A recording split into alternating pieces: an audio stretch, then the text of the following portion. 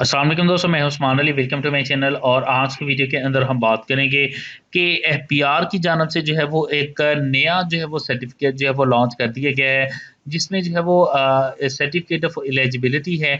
ये कैसे हासिल करना है और ये किन लोगों के लिए लाजम करार दिया गया है और इसका मकसद क्या है, आज के वीडियो के अंदर हम इसी मौजू के ऊपर बात करेंगे। तो मौजू की तरफ जाने से पहले सब दोस्तों से गुजारिश है कि अगर आपने अभी तक हमारे यूट्यूब चैनल को सब्सक्राइब नहीं किया है तो यहाँ सब्सक्राइब के बटन के ऊपर क्लिक करके सब्सक्राइब कर लीजिएगा और साथ बेल आइकन को भी दबा दीजिएगा, ताकि जब भी हमारी कोई लेटेस्ट वीडियो आए तो उसकी नोटिफिकेशन आप तक पहुंचते रहें।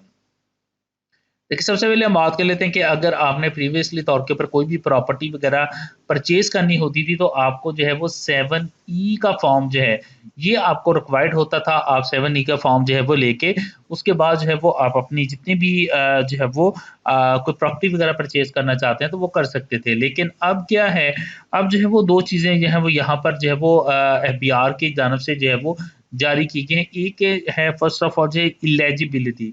सबसे पहले जो है वो एक एलिजिबिलिटी जो है वो चेक की जाएगी और उसका किस तरह से जो है वो काम करेगी, वो आगे चल के हम देखते हैं।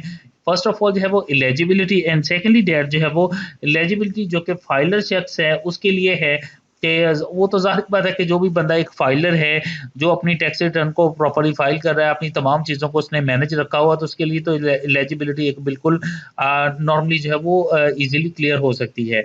एंड सेकेंडली डेट जो है वो इनएलिजिबिलिटी जो है, इनएलिजिबिलिटी की टर्म जो है वो इसको स्टार्ट किया गया है। इनएलिजिबिलिटी के अंदर जो है वो 114 का जो है वो सेक्शन जो है वो शुरू किया गया था, जिसके ऊपर मैं आपको एक डिटेल वीडियो जो है वो ऑलरेडी जो है वो बना चुका हूँ। यहाँ पर आप देखिए मेजर पेनल्टीज के अंदर जो है वो हमने देखा हुआ है।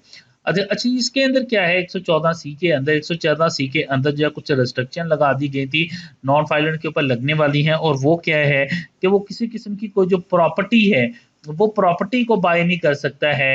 इसके अलावा किसी किस्म की कोई व्हीकल जो है, कोई गाड़ी है, ठीक है, अगर वो उसने कोई खरीद करनी है तो वो उसके लिए प्रॉब्लम है, वो नहीं खरीद कर सकता है। इसके अलावा जो है वो किसी इन्वेस्टमेंट जो है वो नहीं कर सकता। इन्वेस्टमेंट के हवाले से जो है वो इसके ऊपर रिस्ट्रिक्शंस लगाई जा रही हैं। और फोर्थ इज दैट के बैंक अकाउंट जो हैं वो उसके लिए जो है वो ओपन नहीं होंगे, बैंक अकाउंट जो है वो ओपन नहीं कर सकेगा। तो ये कुछ 4 किस्म की जो कंडीशंस हैं, जो रिस्ट्रिक्शंस हैं, वो 14C के तहत जो है वो लगाई जा रही हैं नॉन फाइलर के ऊपर। अब जो है अगर इसी तरह से जो है वो अगर किसी ने कोई प्रॉपर्टी बाय करनी है, किसी ने या कोई जो है वो गाड़ी को खरीद करना है, तो उसके लिए लाज़िम कर दिया गया है कि उसको उसने जो है ओसीई, ठीक है, ये सर्टिफिकेट जो है वो हासिल करना है। अब उसी की है सर्टिफिकेट ऑफ एलिजिबिलिटी। मैं यहाँ पर आ जाता हूँ, तो यहाँ पर देखिए सर्टिफिकेट ऑफ एलिजिबिलिटी। अब इसके अंदर जो है वो एक पोर्टल जो है वो एफबीआर की तरफ से जो है वो अनाउंस कर दिया गया है। अब इसके तहत जो है वो सबसे पहले जो है वो इसकी प्रॉपर्ली तौर के ऊपर आपको सीओई सर्टिफिकेट हासिल करना होगा। इसके लिए जो है वो सबसे पहले आपने अथॉरिटी का यहाँ पर एनटीएन नंबर लिखना है, जिसमें से जो है वो आप डिफरेंट जो है वो जो महकमे होते हैं उनको जो है वो एनटीएन नंबर जारी किया जाता है या एफटीएन नंबर जो है वो जारी किया जाता है। वो आप गूगल से आप करेंगे तो आपको सर्च मिल जाएगी। जितने भी डिपार्टमेंट्स हैं, चाहे वो जो है वो अगर फॉर एग्जाम्पल कोई सब रजिस्ट्रार्स हैं, उनके जो है वो एनटीएन डिफरेंट जो है वो जारी शुदा है। इसी तरह से एक्साइज का जारी है। तो आप फॉर एग्जाम्पल अगर कोई गाड़ी बाय करनी है या प्रॉपर्टी बाय करनी है, तो उनका जो एफटीएन नंबर है या एनटीएन नंबर है जो कि उस अदारे को, उस अथॉरिटी को दिया गया है, वो आप यहाँ पे लिखेंगे। उसके बाद बंदा जो प्रॉपर्टी परचेज कर रहा है या कोई व्हीकल परचेज करना चाह रहा है, वो अपना यहाँ पे शनाख्ती कार्ड लिखेगा।